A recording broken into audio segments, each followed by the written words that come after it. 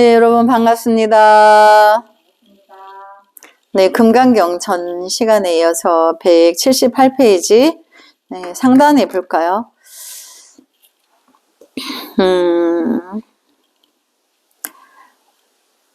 이제 여기 보면 왜 그런가 이게 있죠. 전 시간에 우상 숭배, 이제 그 우상을 상을 이제 따르면 안 된다는 거죠. 그러니까 부처님 이렇게 성단이 있죠.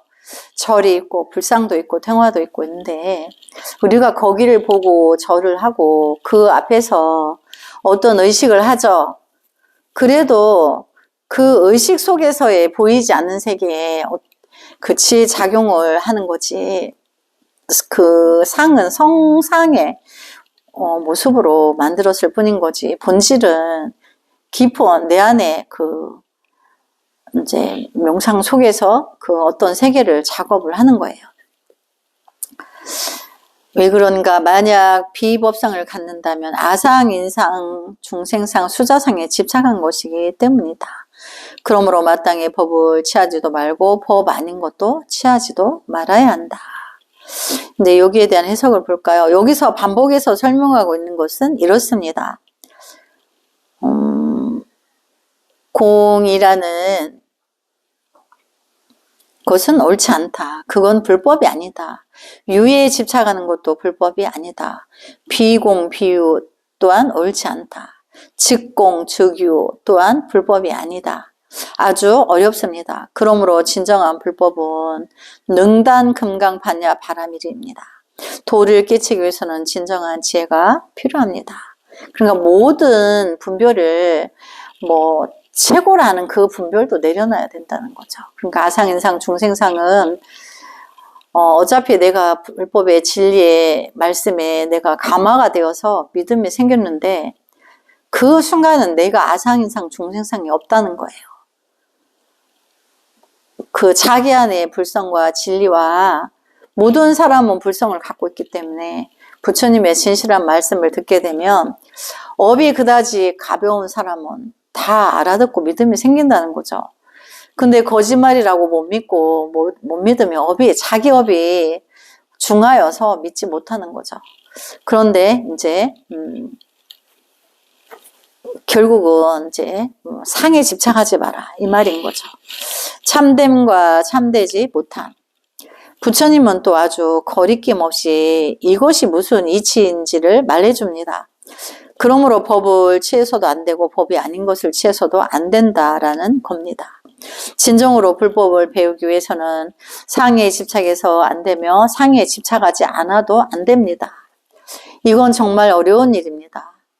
여기서 고사 두 가지를 이야기해 볼까 합니다. 비록 우스갯소리이긴 하지만 그 속에 진리가 있습니다. 그러니까 집착하지 마라 했는데 집착 안 한다고 하니까 그것도 안 맞다. 이제 두 가지 상대성 원리인 거죠. 그러니까 부정하지 마라 하니까 또 긍정해. 그럼 긍정은 불법이냐? 아닌 거죠. 부정과 긍정을 초월해버린. 그러면 그 긍정과 부정마저도 다 놓아버린 거죠. 거기 어떤 것도 이것은 틀리고 저것은 옳다. 이 분별을 가지고 있는 게 이제 상에 따르는 건데, 이제 예를 들어서 이야기를 하나 들어가 볼까요? 공자가 진나라에 머물 때 하루는 양식이 떨어졌습니다. 그러자 학생들이 선생님께 건의했습니다. 자기 건너편에 있는 돈 많은 사람에게 쌀을 좀 빌리자는 겁니다. 공자는 안쓰러웠습니다. 그래, 자네들 생각이 꼭 그렇다면 가서 빌려보게. 누가 갔을까요? 자로가 본래 가장 충동적인지라 그가 곧 달려갔습니다. 문을 두드리니 그 사람이 나와서 물었습니다. 그대가 저 건너편에서 어려움에 처해 있다는 사람인가? 그대가 공자 학생이라 하니 틀림없이 글자는 알겠구먼. 내가 글을 써줄 테니 한번 맞춰보게. 제대로 맞힌다면 빌려줄 것도 없이 무상으로 쌀을 주겠네. 하지만 맞히지 못한다면 빌려주지 않겠네. 설령 사겠다고 해도 팔지 않겠네. 그리고는 진짜를 썼습니다. 자로가 말했습니다. 이 글자로 나를 시험하겠다고요? 이거 진짜 아닙니까? 그 사람은 문을 닫으며 말했습니다. 자네는 알아맞히지 못했네. 빌려주지 않겠네. 자루가 문전박대를 당하고 돌아와 선생께 보고했습니다. 공자가 말했습니다. 우리가 여기에 발을 딛자마자 밥 한 술 못 먹게 생겼는데 자네는 아직도 참이라고 생각하는가? 참이라 생각해서는 안 되네. 공자가 말을 마치자 자공이 말했습니다. 선생님, 제가 가서 빌려보겠습니다. 자공은 당연히 자로보다 훨씬 고명했습니다. 다시 문을 두드리니 노인이 와서 또 진자를 썼습니다. 이 진자는 참진자죠. 그래서 자공은 방금 자로가 진자라 했다가 태자 맞은 것을 생각했습니다. 그래서 그건 가자라고 했습니다. 노인은 더욱 화를 내더니 꽝 하고 문을 닫아버렸습니다. 자공이 뛰어와 선생께 보고했습니다. 공자가 말했습니다. 저런 어떨 때는 여전히 참이라 해야 할 게 아닌가. 그 노인은 다루기가 아주 힘든 사람이었습니다. 참이라 인정하든가 인정하지 않는가 사이에서 정확하게 불기운을 맞추기가 무척 어려웠지요. 그러므로 법을 취해서도 안 되고 법이 아닌 것을 취해서도 안 됩니다. 바로 이 이치입니다. 처세의 방도를 말한 것입니다. 또 하나는 선종의 고사입니다. 사형사제간의 두 선사는 모두 깨달음을 얻은 사람으로서 같이 행각을 떠났습니다. 예전에 출가인들은 나무 막대기 하나를 어깨에 메고 다녔는데 한쪽 끝에 쇠로 만든 네모난 판이 붙어 있어서 삽이라고 했습니다. 스님들은 이 휴대용 삽으로 수시로 농사를 지을 수도 있었습니다. 감자 한 덩이를 가지고 다니다가 적당한 곳에 4조각을 내어 심으면 오래지 않아 감자가 자라나서 먹을 수 있습니다. 이렇게 되면 화연할 필요가 없겠지요. 그러니까 화연은 이제 먹을 것을 공양을 구하지 않아도 된다는 거죠. 스님들은 삽 또는 노상에서 죽은 것을 만나면 묻어주는 용도로 쓰였습니다. 이들 사형사제는 길을 가던 중 후려온 시체 하나를 발견했습니다. 그런데 한 사람은 아미타불 하며 땅을 파서 그 시체를 묻어주었지만 또 한 사람은 시체를 전혀 거들떠 보지도 않은 채 아무렇지도 않게 지나갔습니다. 깨달음을 어떤 사람이 그들 사부에게 가서 물었습니다. 당신은 두 제자는 모두 깨달음을 얻었는데 길에서 만나보니 두 사람 태도가 전혀 딴판이었습니다. 과연 어느 쪽이 옳은가요? 사부가 말했습니다. 묻은 것은 잡이요 묻지 않은 것은 해탈이라오. 사람이 죽으면 마침내 흙이 된다오. 그러니 위에서 흙이 되나 아래서 흙이 되나 뭐가 다를 게 있겠소. 이 두 고사를 통해 우리는 금강경에서 말한 머무는 바 없어야 한다는 법을 취해서는 안 된다 라는 것의 의미를 이해했습니다. 하나는 불법을 붙들고 수행하려 해서는 안 됩니다. 그럴 경우에 어떤 하나의 것에 떨어지고 맙니다. 이것은 상이 집착한 것으로 잘못된 것입니다. 어떤 것도 붙들지 않는다고요? 그건 더 잘못된 것입니다. 어떨 때는 참이라 생각해야 합니다. 그러므로 법이 아닌 것을 취해서도 안 된다라고 하는 것입니다. 그런가 이제 여기 두 가지가 이제 어떤 교훈이 있죠. 우리가 공을 공부하는데 응모소주 이생이심 마땅히 머무는 바 없이 그 마음을 낼지니라. 그래서 이제 그 장대 끝에 이제 뾰족한 삽 같은 쇠를 이제 했는데 때로는 뭐 그걸로 뭐 음식을 갈라 먹기도 하고 때로는 뭐 시신도 덮어주기도 하는데 이제 외면하고 간 사람은 이제 자기가 수행에 그 분별이 씌어 있으니까 그걸 묻어주고 안 주고 이런 자체가 없다 보니까 해탈을 해서 그런 거고 또 누구는 자비해서 이제 그 마음으로 덮어준 거고 그러니까 이제 자비했다고 하는 것은 이제 사람이 죽어서 누구 아무도 안 덮어주고 시신이 있으니까 자기가 이제 불쌍하다 생각해서, 그러니까 이제 분별을 일으킨 거죠. 불쌍하다고. 그래서 이제 공부를 두고 볼 때 이제 불쌍해서 그렇게 해줘서, 그럼 중생은 그러면 해탈이 먼저냐 자비가 먼저냐, 이걸 또 중생은 분별해서 상을 짓게 돼요. 그래서 이제 그 법을 이제 취해서는 안 된다. 그러니까 응무소주의 생기심을 잘못 이해하면 그 어디에도 머무는 바 없이 그 마음을 일진이라 한 거는 어떤 무주상 보시를 말하는데, 베풀고 나서 어떤 상에 머물지 마라 한 거지. 그래서 이제 그가 어떤 사람이 중생의 짓을 했어도 베풀고 머무는 바 없이 한 것이 그 이제 해탈 안에서 반조가 일어나서 자비가 일어난 것이지, 그거를 두 개를 이제 분별해서 뭐가 더 옳으냐 이렇게 하는 것이 이제 법을 붙드는 것과 같아요. 그래서 이제 그런 분별에도 집착하지 마라.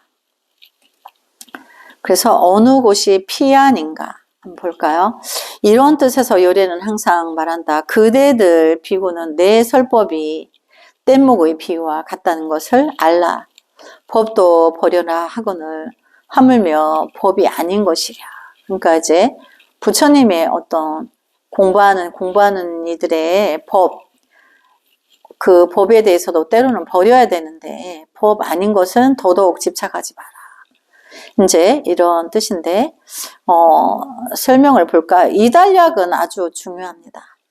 부처님은 제자들에게 분부합니다. 그렇기 때문에 평시에 그대들에게 가르쳐 왔지만, 그대들은 나와 함께 출간 1200사람은 내 설법이 강을 건너는 배와 같다는 것을 알아야 한다. 벌이란 나무를 묶고 강을 건너는데 사용하는 뗏목입니다. 이미 강을 건너 땅 위로 올라갔다면 강을 건너고서도 배를 등에 지고 가야 하겠습니까? 이런 바보 같은 사람은 없을 겁니다. 부처님은 말합니다. 내 설법은 모두 방편적인 것이다. 모두 강을 건너는 배이다. 이미 해안에 닿았다면 배는 필요 없다. 그러므로 내가 말한 법은 뗏목과 같다. 하나의 비유입니다. 그러니까 이제 우리가 불법을 배우는 이제 공부인들이 다 배우고 나서는 그 공부에 이제 그 법을 버려야지, 그거를 계속 지고 다니면 안 된다는 거죠. 그러고 나서는 자기 안에 불법을 만나야 되지, 부처님이 나열한 불법의 행위라든가 이런 거를 고구정령하게 막 줄줄이 외우고 있으려고 해도 안 된다는 거죠. 행위 따라야 되기 때문에. 그래서 이제 불법은 이제 그 전에 단락에도 보면 이제 금강경에 말하죠. 어떤 불법에도 집착하지 말고 아닌 거에도 집착하지 마라. 그래서 이제 중생이 미혹한 중생의 죄인이 있는데 그를 이제 지양하지도 말고 버리지도 마라. 근데 우리 중생은 분별하죠. 저 사람은 악당이니까 버려야 돼, 이렇게. 근데 이제 불법은 그가 악당이라고 해서 버리지 않는다는 거죠. 때에 기다려서 교화를 해준다는 거죠. 그럼 내가 교회해 주려면 내가 법력이 지대해야 되겠죠. 그래서 미혹한 일을 구제할 수 있으려면 내가 수행의 공덕을 쌓아서 내가 능력이 있어야 되기 때문에 그런 이들을 교화하기 위해서 내가 공부를 해야 되는 거죠. 그래서 내가 참선을 통해서 이제 경전 공부를 하고 또 참선을 통해서 참나를 만나서 나의 지대한 지혜 작용의 불성을 만나서 영원히 무주상보시를 실천적으로 간다는 거예요. 그래서 이제 공부를 다 했으면 이제 경전에 집착하지 마라. 그래서 자기 마음 안에서 불성에서 제시하는 그 진리에 따라서 이제 불법을 중생 제도에 이제 들어가라는 거죠. 그래서 이제 비유법이다. 나의 이제 부처님이 84,000가지 말씀은 비유해서 말한 거지. 그런 걸 다 알고 나서는 그것도 이제 버려라. 말하자면 뱃사공에 강을 건너줬는데, 그럼 건너줬으면 자기 갈 길로 가야 되는데 배에서 안 내리고 있는 거예요. 이제 그러면 안 된다는 거죠. 또 배를 지고 가려고 해서도 안 된다는 거죠. 그래서 일체의 진정한 불법도 최후에는 강을 건너고 난 배처럼 버려야 하거늘 하물며 법이 아닌 일체의 것이겠는가. 바른 법조차도 최후에 이르러서는 깨끗이 버리지 않으면 도를 이룰 수 없습니다. 하물며 바른 법이 아닌 경우에 어떻겠습니까? 더욱 상해에 집착해서는 안 됩니다. 부처님 여기서 이 점을 아주 철저하게 말합니다. 불법이 중국에 전해지고 난 뒤에 사람들은 항시 고해는 끝이 없으나 고개를 돌리면 곧 피안이다 라고 말합니다. 피안은 어디에 있을까요? 고개를 돌릴 필요도 없습니다. 현재가 곧 피안입니다. 일체를 그 자리에서 놓아버리면 피안이 바로 거기에 있습니다. 그래서 이제 우리가 어떤 고통과 번뇌 속에서도 이제 피안을 찾을 때는 내가 바로 그 분별을 놓기 위해서 이제 참선 명상을 들어가서 내 안에 깊은 불법의 성품의 자리에서 나를 구제하려고 해야 되지 바깥으로 구하면 안 된다는 거죠. 선종의 공안에 이런 것이 있습니다. 용호 보문선사라는 분이 있었습니다. 보문은 그의 이름입니다. 그는 당나라 회종태자로서 인생을 꿰뚫어 안 후 출가해 석상경제선사를 찾아가서 불법을 물었습니다. 그가 말했습니다. 사부님, 저에게 간단한 방법을 하나 가르쳐 주십시오. 어떻게 해야 도를 깨칠 수 있습니까? 사부가 좋아하고 말하자 그는 즉각 무릎을 꿇고 빨리 가르쳐 달라고 했습니다. 사부는 손가락으로 절 앞에 있는 산을 가리켰습니다. 이런 산을 안산이라 하지요. 풍수설에 따르면 앞에 아주 좋은 산이 있어야 풍수가 좋다고 합니다. 마치 사무실에 앉아 있는데 의자 앞에 좋은 책이 책상에 놓여 있는 것과 같습니다. 그 절 앞에 있는 안산은 대단히 훌륭했습니다. 안산에도 여러 종류가 있습니다. 어떤 안산은 붓결같이도 생긴 것도 있습니다. 이런 붓거리산이 있으면 집안에 반드시 문인이 나옵니다. 어떤 것은 상자 같기도 합니다. 이 경우는 반드시 돈을 많이 법니다. 석상선사가 말했습니다. 저 앞에 있는 안산이 고개를 끄덕일 때까지 기다렸다가 다시 말해주마. 그는 이 한마디를 듣고 그 자리에서 깨달았습니다.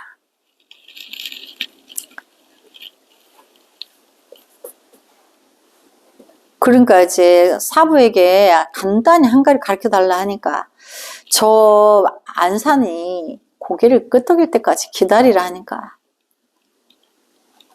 그 말에서 언어에 대화한 거죠. 그는 그 한마디 말을 듣고 그 자리에서 깨달았습니다. 달리 말하면 앞에 있는 저 산이 고개를 끄덕일 때까지 기다리면 내가 너에게 불법을 말해줄 수 있다는 겁니다. 이게 무슨 뜻일까요? 끄덕인다고 할 때 이미 끄덕이고 난 뒤이니 안산이 어찌 끄덕일 때가 있겠는가라는 말입니다. 고개를 돌리면 곧 피안이라고 말하지만 돌릴 필요도 없습니다. 피안은 바로 여기에 있습니다. 그러니까 이제 그 안산이 고개를 끄덕일 일이 없죠. 사실은. 근데 고개를 끄덕이면 내가 말해주겠다. 그러니까 말로서 이제 들을 수 없다는 것을 깨달은 거예요. 이 태자가. 그래서 바로 깨달았다. 근데 그 깨달은 자리가 자기 피안인 거죠. 그리고 고개를 돌릴 때까지 기다리면 이미 피안이 아닙니다. 어떤 선사가 말했습니다. 도살하던 칼을 놓으면 그 자리에서 성불한다 라고요. 어떤 학생도 이것을 물었습니다. 저는 말했습니다. 좋은 말이지. 그러나 자네들은 아니네. 자네들은 작은 칼도 감히 못 들지 않는가. 설령 칼을 든다 해도 손이나 베이지 않을까 두려워하겠지. 도살 칼을 든 사람은 진짜로 죽인다네. 그야말로 살인에 조예가 있는 사람이지. 대마왕의 능력을 갖춘 아주 나쁜 사람이란 말일세. 그렇지만 선을 향한 일념으로 도살의 칼을 놓으니 당연히 그 자리에서 성불할 수밖에. 자네들 손에는 작은 칼조차도 없는데 놓기는 뭘 놓는단 말인가. 우리가 이 이치를 이해한다면 금강경에서 언급한 법조차도 버려야 하거늘 하물며 법이 아닌 것이랴 의 의미를 명백하게 이해할 수 있을 겁니다. 아마도 어떤 사람은 금강경 일체가 공을 말할 것이라 할지도 모르겠습니다. 어차피 공이라면 어떤 나쁜 일에도 모두 행할 수 있습니다. 그러나 그렇지 않습니다. 선한 일을 행하더라도 상에 집착해서는 안 되는데 하물며 나쁜 일이라면 어떻겠습니까? 나쁜 일은 더더욱 행할 수 없습니다. 다음은 당시 제가 지었던 이 품의 개송입니다. 개송만 읽어볼까요? 금계가 한밤중에 병력처럼 울어 단꿈을 깨어보니 어둠이 밝음 같고 삶과 죽음이 아침 저녁임을 깨달으니 만상의 깃털처럼 가벼움을 믿겠도다. 그래서 금계가 한밤중에 병력처럼 울어. 이 품에서 부처님은 우리에게 상사의 이치를 말해줍니다. 이 구절의 의미는 이렇습니다. 우리가 잠을 자는 것이나 마찬가지로 일체의 중생이 모두 잠에 떨어져 있습니다. 그러니까 이제 미혹하다는 거죠. 진리를 모르고 그냥 미혹으로 살고 있다는 거죠. 중생으로. 근데 이제 금계가 한밤 중에 이제 병력처럼 울었다는 것은 금계는 이제 부처님을 말하는 거죠. 새벽에 닭처럼 한밤중에 닭 우는 소리를 듣고 깨어납니다. 인생을 깨달을 때도 바로 이렇습니다. 마치 미몽 중에서 깨어나는 것 같습니다. 비록 야반 삼경의 미몽 중에라도 닭 우는 소리에 놀라 깨어납니다. 여러 부처님과 보살들의 설법은 닭 우는 소리처럼 우리를 깨어나게 합니다. 그렇죠. 우리가 이제 경전 공부를 하는 것은 이제 미혹에서 깨어나라고 이제 설법을 또 이렇게 강의를 하는 거죠. 단꿈을 깨어보니 어둠이 밝음 같고 자신이 깨달았다고 생각해서는 안 됩니다. 어떤 깨달음의 경계가 있다면 아직 대혼돈 속에 있는 겁니다. 진정으로 깨달은 사람에게는 깨달음의 경계조차도 존재하지 않습니다. 어떤 깨달음의 경계가 있다면 이미 상에 집착한 겁니다. 그러므로 단꿈을 깨어보니 어둠이 밝음과 같다고 한 것입니다. 그러니까 어둠 따로 밝음 따로가 아니고 그 미혹에서 깨어나니까 이제 어둠이 이제 밝음과 같다. 그러니까 이제 미혹한 깨닫는 순간에 그동안 미혹들이 알아지는 거예요. 아, 내가 그때 이래 이런 것들이 다 미혹했었구나. 그러니까 자기가 미혹했던 걸 깨닫죠. 그게 미혹이 어둠이었던 거죠. 그러니까 지혜가 발현되니까 내가 어느 시절에 어느 때 이런 게 내가 다 잘못했던 거구나. 이렇게 나의 어두웠던 순간을 밝혀주는 거죠. 그래서 이제 어둠이 밝음 같다라고 표현을 하는 거예요. 네, 그래서 오늘 이제 여기까지 공부하고 다음 시간에 이어서 하겠습니다. 남무 소가모니불 성불하지 않겠습니다. 성불하지 않겠습니다.